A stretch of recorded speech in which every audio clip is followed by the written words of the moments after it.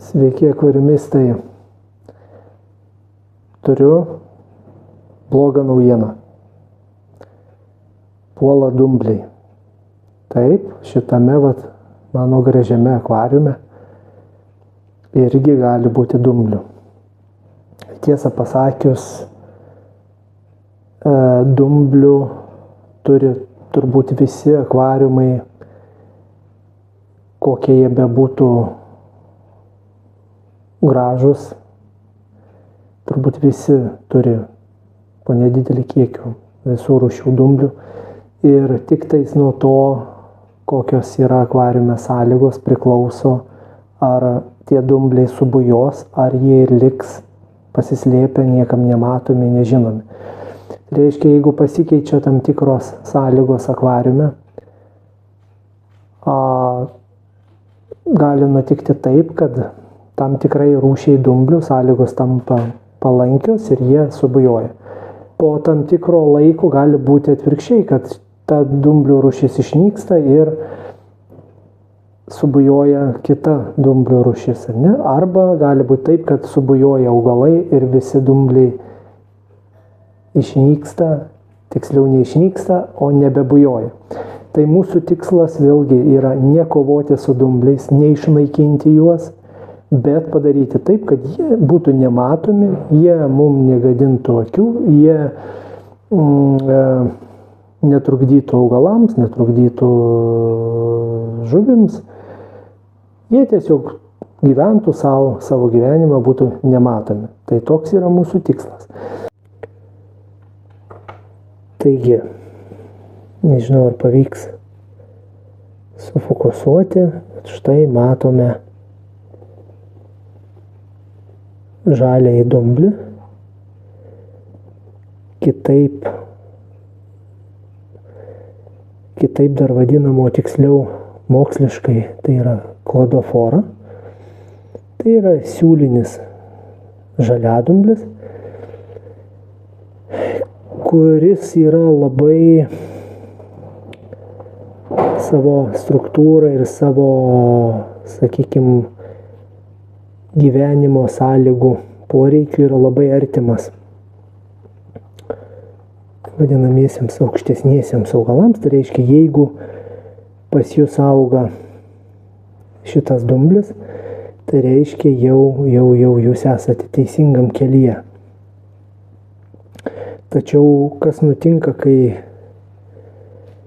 akvariume, kuriame gausu aukštesniųjų augalų ir lyg tai iš pirmo žvilgsnio būklė akvariumo yra puiki, filtracija puiki, apšvietimas puikus, viskas kaip ir lyg tai gerai. Kas nutinka, kad šitas dumblis pradeda veistis? Na, gera žinia ta, kad aš žinau, kas nutiko pas mane akvariume, dabar pabandysiu ištraukti šiek tiek tų dumblių. Kita žinia gera, kad tie dumbliai labai lengvai nusiima. Tai reiškia, juos galima,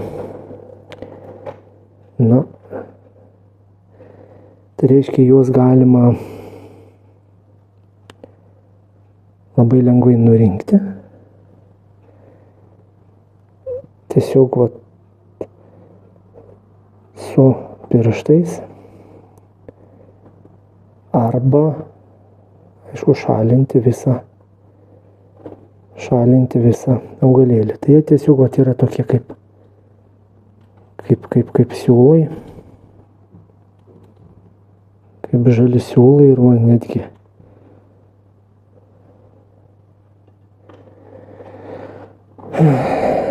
taip.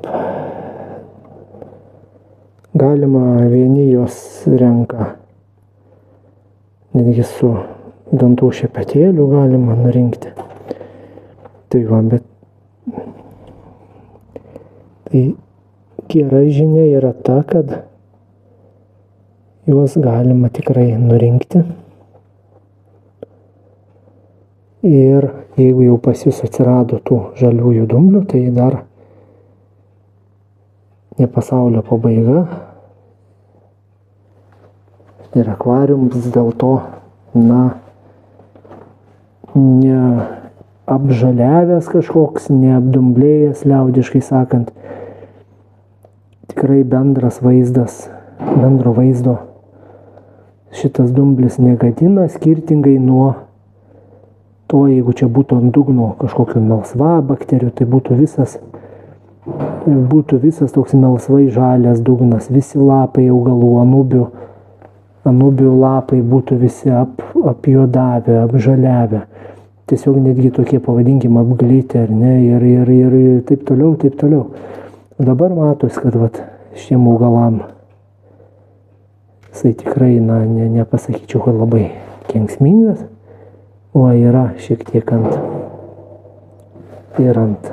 šakos matosi, bando augti. Tai ant kai kurių augalėlių, kurie silpniau auga, taip pat jau galima aptikti. Dabar klausimas tada, kas nutiko?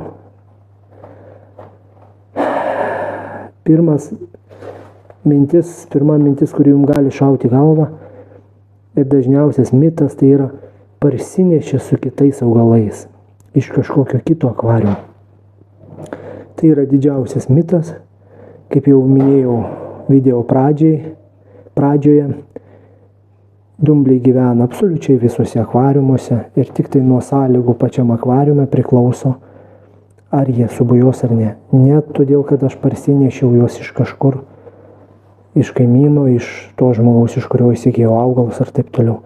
Jeigu pas jūs sąlygos puikios, tai jūs nusipirkite iš manęs augalėlių, ant kurio yra prikibęs nedidelis siūlinio dumblio gabalėlis, tai nereiškia, kad pas jūs pradės veistis dumbliai. Niekurie nesiveisia. Tam turi susidaryti tam tikros sąlygos. Ir kadangi aš nemėgstu spėlioti, viską mėgstu susimatuoti ir turėti tikslų atsakymą ir konkretų atsakymą, tai galiu pasakyti labai aiškiai priežastį. Pamatavau NO3 ir PO4 santyki, tai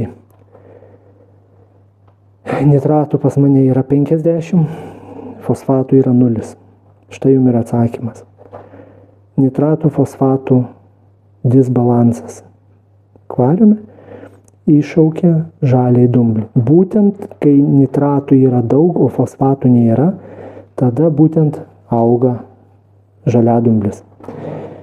Cladofora. Jeigu būtų, pavyzdžiui, atvirkščiai, fosfatų daug, o nitratų mažai, tuomet užpuola melsvabakterija, ta vadinamoji, kuri sudaro tokią gličią, žalsvai melsvą plėvelę ant visų, kaip sakiau, ir ant augalų lapų, ant grunto, ant akmenų. Tai matot, pas mane melsvabakterijas nei su žiburiu niekur nerasite, nes nitratų labai daug, fosfatų nėra, melsvabakterija nėra čia ką veikti. Kita dar priežastis, tai kad pasibaigė mano CO2 balionas ir porą savaičių niekaip neprisiverčiu nuvažiuoti ir pasipildyti CO2 balioną. Tai reiškia vėlgi, tos sąlygos, kurios buvo pas mane įprastos, jos vieną dieną labai pasikeitė. Maisto medžiagų yra toks pat kiekis, bet CO2 nebėra. Tai reiškia, augalai nespėja įsisavinti nitratų. Ir nitratai pas mane kaupėsi. O fosfatų, kadangi visada turi būti mažiau nei nitratų, tai tuos fosfatus augalėliai sugebėjo suvalgyti iki 0 ir gavosi štai toks disbalansas, kad maisto medžiagos atlieka dumbliam, jeigu augalai nespėja, ta prasme, jų suvalgyti patys pirmieji. Tai tiek apie kladoforą, žaliai dumblį.